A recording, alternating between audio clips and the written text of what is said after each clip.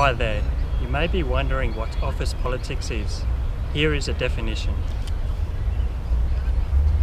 The ways that power is shared in an organisation or workplace, and the ways that it is affected by personal relationships between the people who work there.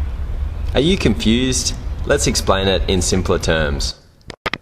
Being in an office is like being in a jungle. There are many different personalities, opinions, and some major conflicts of interest. Let's look back at the typical attributes found within an office environment. Let's start with the manager. Overall a good leader, this worker is well respected but can also be aggressive at times. Always the king of the office. Next up, the big shot. This worker is renowned for enforcing their authority by banging on their chest. They are generally smart and adaptable, but can also be selfish and stubborn. Let's talk about the worker. This employee may go about their business quietly, but generally they carry far more workload than deemed possible, and are rarely given any recognition. We all know this one, the slacker.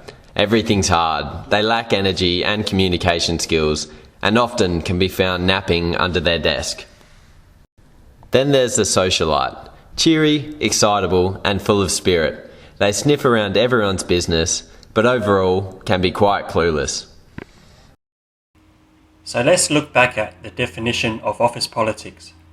Office politics are the strategies that people play to gain an advantage personally or for a cause they support. In jungle terms, it's survival of the fittest. Each of the animals discussed are aware of their strengths and surroundings. They have developed strategies to deal with the dangers around them in order to succeed in the wild. The same applies within an office. Conflicts of interest are inevitable in both the wild and the office, and the consequences of poorly dealing with them can be significant. Now, let's take another step back and define politics in general. Politics is the operation of power in society. It can include physical, economic, legal, and social power, and power over opinion. This power is then used to pursue the interest of the people. Whenever someone hears the term politics, they will most likely think about the government. Here, political parties compete between each other to support a cause they are fighting for, which is for the benefit of the people.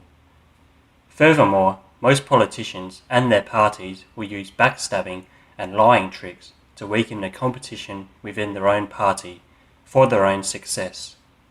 The strategies used in Australian politics can be seen in the media every day.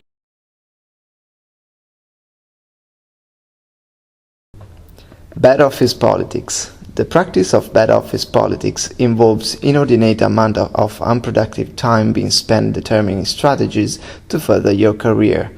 This might involve sucking up to others, unethically using information to persuade others, or backstabbing others. On the individual in particular, it may cause a decrease in productivity. Bad politics lowers the output of an individual and eventually affect the productivity of the organization.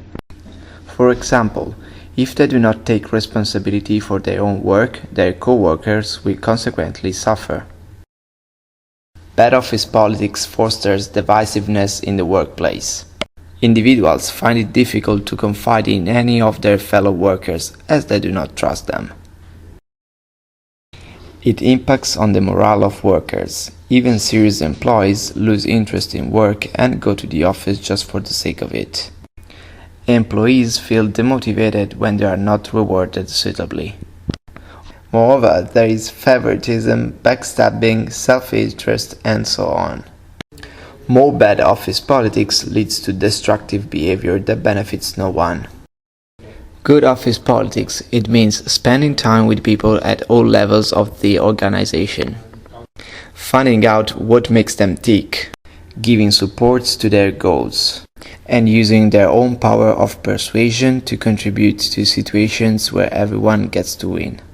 Social astuteness, interpersonal influence, networking ability, and sincerity. They all push towards the same direction. Many hands make light work. So, from all that you've heard about office politics, you might consider becoming a social recluse and never working in an office. However, this isn't always going to be a feasible option. You can learn how to effectively deal with office politics and even win at it.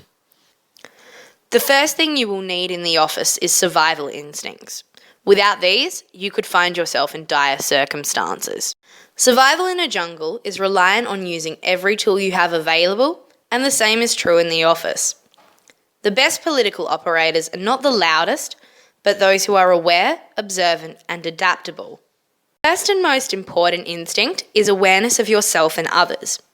Cynicism is a useful tool to have in the office jungle. You need to differentiate if someone is simply being nice or if they are trying to use you to get ahead. Observation of your fellow co-workers is also important. Leave the binoculars at home, but watch how others work. If someone gets promoted, look at how they did it and what qualities they possess. In order to survive in the office jungle, you need to be adaptable. When you deal with different types of people, you need to change how you act. If you are dealing with a shy colleague and need to talk to them, you may send them an email before barging into their office. In order to survive and thrive in the office, you need more than the technical skills. You have to actively work at developing your career. In a jungle, you must be prepared. Things can be unpredictable and you need to act quickly. You have to act similarly in an office. You need a plan in order to get anywhere. Communication. Okay, so sitting around and planning is the start, but you need to go out and speak to your colleagues. Make sure you effectively communicate to others, especially in relation to your goals. For example, if you are looking for a promotion, talk to your boss about what skills are needed. Always use precise language. Strategic gossip in the office is very helpful. This is not destructive gossip, which is aimed at or hurt someone, but stay in the loop with events and news, such as knowing that there is an important announcement at the next meeting. All of this planning and communicating is very important to being an effective political operator, but you need to clearly demonstrate what you are doing. Make sure you show your worth in the workplace. Be clearly demonstrating your skills. Do tasks which exhibit skills which you thrive at, and delegate things that you suffer with. Relationships. No, not that type. We are talking about professional relationships. You've got to spend a good part of life with your colleagues, so you should try and get along, or at least tolerate the ones you don't like. Helping coworkers will eventually help you out. You can be an ally to a coworker, so if you help them out, they will help you out later. If you can help, fix others' problems to help them achieve their goals. Don't form a relationship with just your superiors. Many benefits can come from knowing a variety of people and forming a network. The bigger your networks, the more influence you hold to further advance your career. So you could be the most gifted engineer in the world, but without executing effective office politics, your climb up the ranks will pull up short. Within university, we're taught to be adaptable and creative within our engineering projects, so we all have that ability to be adaptable within an office. Thanks for listening.